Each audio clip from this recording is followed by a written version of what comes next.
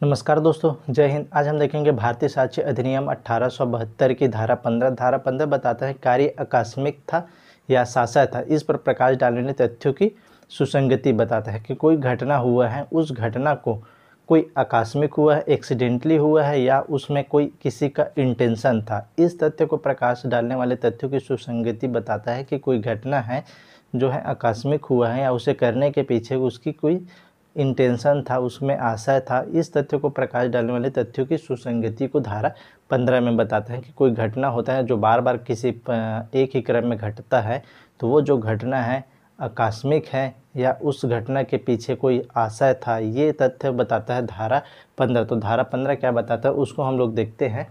धारा 15 कार्य आकस्मिक या शासय था। इस प्रश्न पर प्रकाश डालने तथ्यों की तथ्य।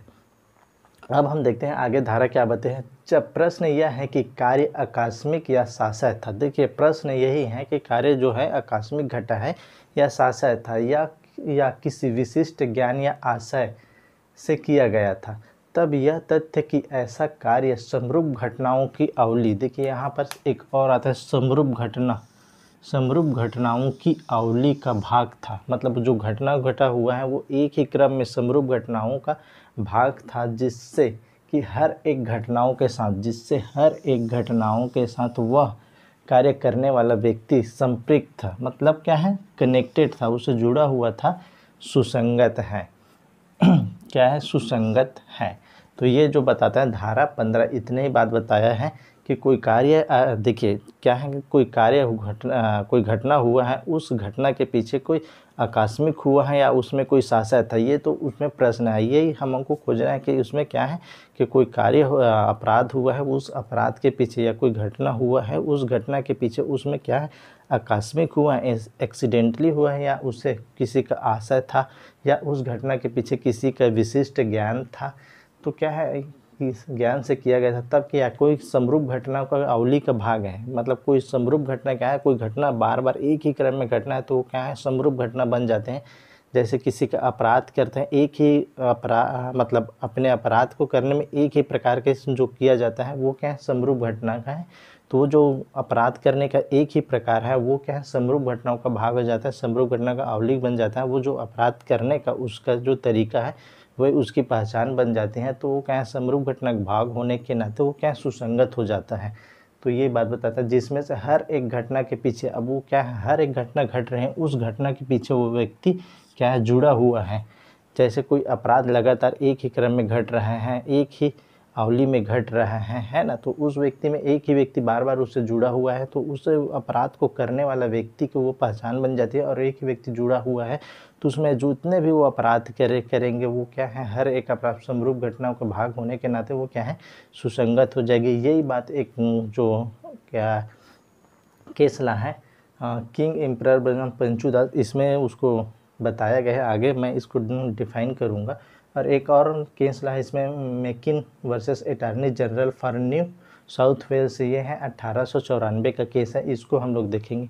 तो यहाँ हम लोग पहले यही समझ लेते हैं कि कोई घटना हुआ है वो एक्सीडेंटली हुआ है या उसमें किसी का इंटेंशन था। उस तथ्य को या उस घटना के पीछे घटने वाले किसी का अवली है, भाग है, समरूप घटनाओं का भाग है, तो वो क्या है, वो सुसंगत है। तो इसमें एक दृष्टांत दे रखे हैं। दृष्टांत में ये बताया है कि एक व्यक्ति है क नाम से, जिसका अभियोजन करे अपने घर को जलाने के लिए उसका अभियोजन होता है।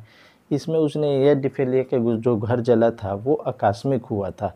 उस पर यह अभियोग है कि उसने अपने घर को स्वयं जलाकर उसमें जो बीमा धन हुआ था वो प्राप्त किया। तो यहाँ यही डिसाइड करना था, यही प्रश्न है कि क्या जो घर जला है वो आकस्मिक हुआ है या उस घर को जलाने के पीछे उसके आशय था कि उस घर को जलाकर वो बीमा धन को प्राप्त करे। ये इस केस में जो हुआ था वो देखते हैं। आगे क्या बोलते हैं दृष्टांत, इसको एक बार पढ़ते हैं। दृष्टांत में बताता है का पर यह अभियोग है कि अपने गृह के बीमे का धन प्राप्त करने के लिए उसने उसे जला दिया। का जो है बीमे के धन प्राप्त करने के लिए अपने घर को जला दिया। यह तथ्य कि का कई गृहों में से एक के पश्चात दूसरे में रहा है, जिसमें से हर एक का उसने बीमा कराया, जिसमें से हर एक में आग लगी और जिन अग्निकांडों में से हर एक के उपरांत क को किसी भिन्न बीमा कार्यालय से बीमा धन मिला। इस नाते सुसंगत है कि यह दर्शित होता है कि वे अग्निकांड आकस्मिक नहीं था। अब देखिए, कोई भी घटना अगर घट रही है बार बार, तो वो तो इतना भाग्यशाली नहीं होगा कि वो घटना हर बार उसी के साथ घटी हो, उसी के साथ आकस्मिकता हुआ हो, और क्या है, उसी को हर बार उससे बीमा धन प्राप्त हुआ हो। तो इसमें क्या है, यही है जो क्वेश्चन था, यही है कि कार्य जो बीमा धन प्राप्त किया है, क ने अपने घर को जलाया है, वो आकस्मिक था या शासक था। तो जितने भी उसने अपने घर में जितने भी मकान में रहा, एक के बाद दूसरे में रहा है, वो हर घर उसका क्या है अग्निकांड से जला है। और उस अग्निकांड से जलने से भिन्न भिन्न बीमा एजेंसियों से, बीमा कार्यालय से उसको बीमा का लाभ मिला है। तो ये इतना भाग्यशाली नहीं होगा कि हर बार उसका घर भी जले और उसे अग्निकांडों से उसके बीमा धन प्राप्त किए। तो ये क्या है, उसको क्या दर्शाता है कि कार्य आकस्मिक नहीं हुआ होगा, उसका सासा रहा है। इस घटना का करने के पीछे क्या है, ये यही बात बताता है दृष्टांत का, कि कोई घटना घटी है तो बार बार अगर किसी एक ही क्रम में घट रहा है तो घटना का कार्य आकस्मिक हुआ है या शासक था। इस तथ्य को दर्शित करने वाले तथ्य, और इस तथ्य को दर्शित करने वाले तथ्य क्या है, सुसंगत होगा।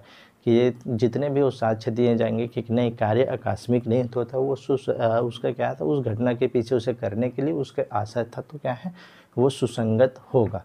अब एक केस है जिसमें मैं बता रहा हूँ, Makin versus attorney general for New South Wales 1994 का केस है। इस केस में क्या हुआ था, एक व्यक्ति था और एक उसकी पत्नी है, दोनों पति पत्नी पर क्या है, अब हत्या का, एक बच्चे का हत्या करने का अभियोजन चला। क्या है, इस अभियोजन में क्या हुआ था, पति और पत्नी दोनों ने बच्चे को गोद लिया और गोद लेने के पश्चात उसकी मृत्यु हो गई, और मृत्यु करने के बाद उसको क्या अपने घर के आंगन में दफना दिया। अब इस पर जो हत्या का केस चला तो उसने बताया कि बच्चे की मृत्यु प्राकृतिक हुआ था, लेकिन क्या है जो उसकी मृत्यु, तो इसने हर बार एक गोद लेता किसी बच्चे को और उसकी मृत्यु हो जाती, और उसने हर बार अपने घर में के आंगन में उसको दफना दिया था। तो ये इस केस में ऐसा हुआ कि हर बार आपने उसके बच्चे को गोद लिया, गोद लेने के बाद उसकी मृत्यु हुई और मृत्यु होने के बाद उसको आंगन में दफना दिया। तो ये क्या है, जो घटना घटे हों हर बार एक आकस्मिकता को दर्शाता है, लेकिन क्या है, आकस्मिकता हर बार नहीं होती है। इस नाम से उस घटना के पीछे इसके साक्ष्य रहा होगा, इस नाम से ये सुसंगत बनेगी। उस घटना के पीछे हर बार जो घटना हुआ है, इस नाम से वो जो घटना घटित हुआ है वो सुसंगत हो गए। अब इस केस में हम लोग देखते हैं किंग एम्परर वर्सेस पंचू दास। किंग एम्परर वर्सेस पंचू दास के केस में क्या हुआ था, एक व्यक्ति है पंचू दास, इसने 1914 में क्या किया था, एक व्यक्ति से अपना परिचय किया जिसका नाम था वेश्या। उस वेश्या डाकू के नाम से था, उसके यहाँ परिचय कराया कि मैं एक धनी राजा का बेटा हूँ। इस नाम से उस डाकू नाम के वेश्या ने उसको अपने यहाँ आने जाने के लिए इजाज़त दे दिया। उसके 2 दिन बाद फिर एक व्यक्ति से परिचय कराता है पंचू दास ने, जी ये मेरा दरबान है, इसलिए उसको भी आने जाने की अनुमति मिल जाए। इस नाम से दोनों आते जाते रहे, और अचानक से इस डाकू नाम की लड़की की एकाएक उसकी सिर काट के अलग कर दिया गया और उसकी हत्या हो गई। और इस घटना के पीछे क्या है, ये दोनों का कहीं भी कुछ पता नहीं चला। फिर इसको क्या है, इस केस को क्लोज कर दिया, पुलिस ने अन्वेषण करने के लिए बंद किया। 1916 में फिर इसी प्रकार की एक घटना हुई, और उस घटना के पीछे क्या है, उसने जितने भी आभूषण थे, जेवरात थे, सब उसको चोरी करके ले गए। इसी घटना सेम घटना फिर होता है 1916 में। इस प्रकार की घटना इन दोनों के द्वारा फिर कारित किया जाता है। फिर उसी से ऐसी इस घटना के प्रयोग किसी से परिचय कराता है और उस घटना से उसकी हत्या करके फिर उससे आभूषण लूट लिया जाता है। इन दोनों को 1918 में जब गिरफ्तार किया गया तो हत्या का जब इस पर केस चला गया, हत्या और लूट का जब इस पर केस चला गया, तो क्या इस जो न्यायालय के सामने जो मुख्य प्रश्न था, तो दो जो घटना घटित हुआ है, क्या ये दोनों घटना क्या है, समरूप घटनाओं के भाग होने के नाते सुसंगत हैं। तो इस जो घटना समरूप घटना के भाग होने के नाते सुसंगत वाली जो पॉइंट है, इस पॉइंट में बहुत सारे मतभेद हुआ। किसी न्यायाधीश ने कहा कि ये 9 के अंतर्गत सुसंगत है, धारा 14 के अंतर्गत सुसंगत है। तो इसमें एक विद्वान न्यायाधीश ने बताया कि ये धारा 15 के अंतर्गत सुसंगत है। धारा 14 के अंतर्गत अगर मन की बात आशय की दर्शित करता है, जैसे धारा 14 में बताया गया है, अगर किसी के मन की दशा को जानना है तो धारा 14 के अंतर्गत वो सुसंगत है। लेकिन धारा धारा 15 बताता है कोई घटना घटित होती है, घटना के घटने में एक ही क्रम से अगर कोई घटना घटित होता है, इसको क्या बोलते हैं? समरूप घटना। समरूप घटना। यदि कोई घटना बार बार एक ही क्रम में घट रहा है तो वो घटना घटने के क्रम क्या है, उस घटना को बताता है कि एक घटना एक ही क्रम में घट रहा है, इस नाम से वो घटना का क्रम ही उसका क्या है, सुसंगत बन जाता है। तो इस केस में भी वैसे ही हुआ था। इन दोनों ने जब लूट किया कहते और उसकी हर बार लूट करने के बाद उसकी मृत्यु कारित कर देता, फिर दूसरे लूट किया फिर मृत्यु कारित कर। तो जब इसको 1918 में गिरफ्तार किया तो दो जो घटना घटित हुई थी वो सेम एक ही क्रम में घटने के कारण वो घटना समरूप घटनाओं का भाग होने के नाते, समरूप घटना का अवली होने के नाते उस घटना का जो धारा 15 के अंतर्गत, जो इस धारा के अंतर्गत सुसंगत बताया गया है।